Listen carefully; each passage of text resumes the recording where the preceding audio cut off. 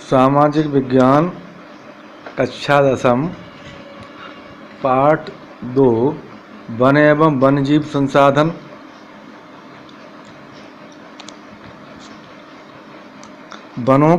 भारत में वनों का असमान वितरण, वन्यजीवों के आवासों का विनाश, जंगली जानवरों का शिकार, पर्यावरणीय प्रदूषण, जंगल की आग आदि कारणों से भारतीय जैव विविधता कम हो रही है। वस्तुतः पर्यावरण विनाश का प्रमुख कारण संसाधनों का असमान वितरण है। विकासशील देशों में अधिक जनसंख्या के बावजूद पर्यावरणीय संसाधनों के उपभोग की मात्रा विकसित देशों से अधिक है। अमेरिकी नागरिक का औसत संसाधन उपभोग सोमाली नागरिक से लगभग 40 गुना अधिक है। भारत की स्थिति के संबंध में विचार करें तो यहाँ 5% धनी लोगों का संसाधन उपभोग देश के 25% गरीब लोगों से अधिक है। जैव संसाधनों के विनाश के कारण वन्य समुदाय के लोगों की सभ्यता और संस्कृति भी नष्ट हो रही है। गरीब व्यक्तियों एवं महिलाओं को वन्य संसाधन खत्म होने से अधिक कठिनाइयों का सामना करना पड़ रहा है। उन्हें खाने पीने, औषधि, ईंधन आदि के लिए भटकना पड़ रहा है।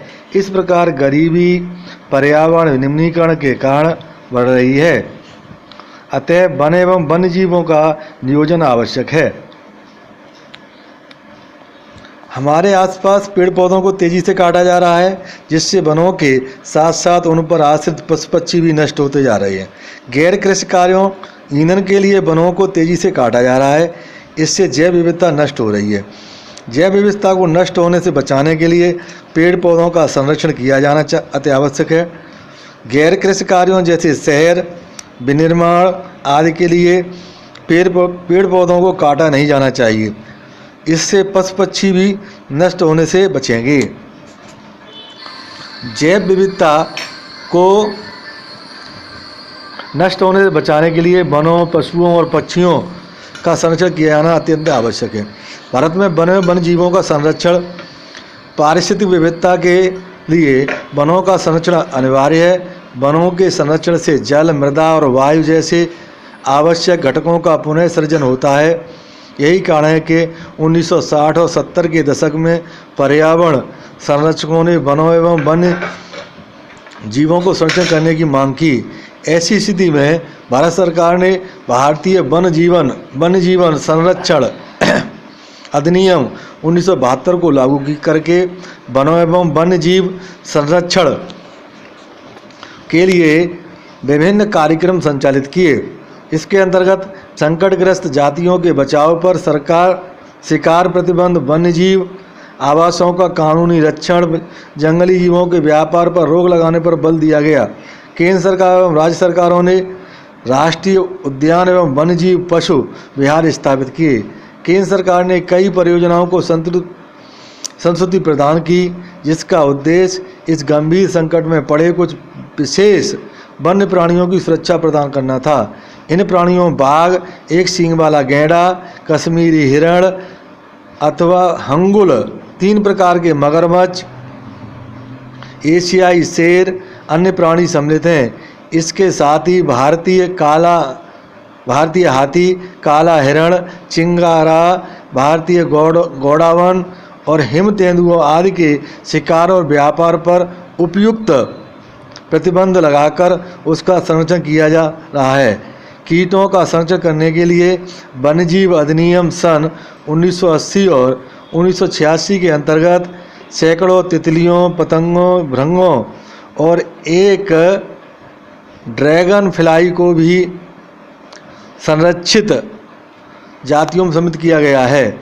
सन 1991 में पौधों की 6 प्रजातियों को भी इसमें सम्मिलित किया गया। बाघ परियोजना वन्यजीव संरक्षण में बाघ, टाइगर एक महत्वपूर्ण जंगली जाति है। सन 1973 में वन्य अधिकारियों ने देखा कि देश में 20वीं शताब्दी के आरंभ में बाघों की संख्या अनुमानित संख्या 55,000 से घटकर मात्र 1827 रह गई है। बाघों को मारकर उनको व्यापार के लिए चोरी करना, आवासीय स्थलों का सिकुड़ना, भोजन के लिए आवश्यक जंगली उपजातियों की संख्या कम करना और जनसंख्या में वृद्धि बाघों की घटती संख्या के प्रमुख कारण हैं। बाघों की खाल का व्यापार, उनकी हड्डियों का एशियाई देशों में परंपरागत औषधियों में प्रयोग के कारण यह जाति विलुप्त होने की स्थिति में पहुंच गई है। भारत और नेपाल दुनिया के 2/3 बाघों को आवास उपलब्ध करवाते हैं, अतः यह देशी शिकार, चोरी और गैर कानूनी व्यापार करने वालों के मुख्य निशाने पर हैं। प्रोजेक्ट टाइगर विश्व की सबसे अच्छी वन्यजीव परियोजनाओं में से एक है। इसकी शुरुआत 1973 में हुई। बाघ संरक्षण मात्र एक संकटग्रस्त जाति को बचाने का प्रयास नहीं, बल्कि इसका उद्देश्य बहुत बड़े आकार के जैव जाति को भी बचाना है।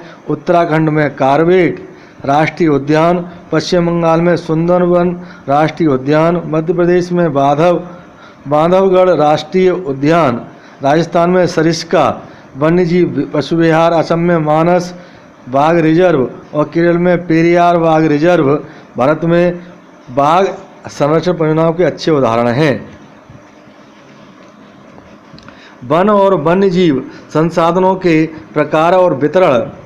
हमारे देश में वन और वन्यजीव संसाधनों का प्रबंधन सरकार के अधीन कार्य कर रहे वन विभाग और अन्य संबंधित विभागों द्वारा किया जा रहा है। वन प्रबंधन के कार्य को निम्नलिखित प्रकार से वर्गीकृत किया गया है। आरक्षित वन। देश में आधे से अधिक वन आरक्षित वन घोषित किए गए हैं। जहां तक वन और वन्य प्राणियों के संरक्षण की बात है, आरक्षित वन को सर्वाधिक मूल्यवान माना जाता है।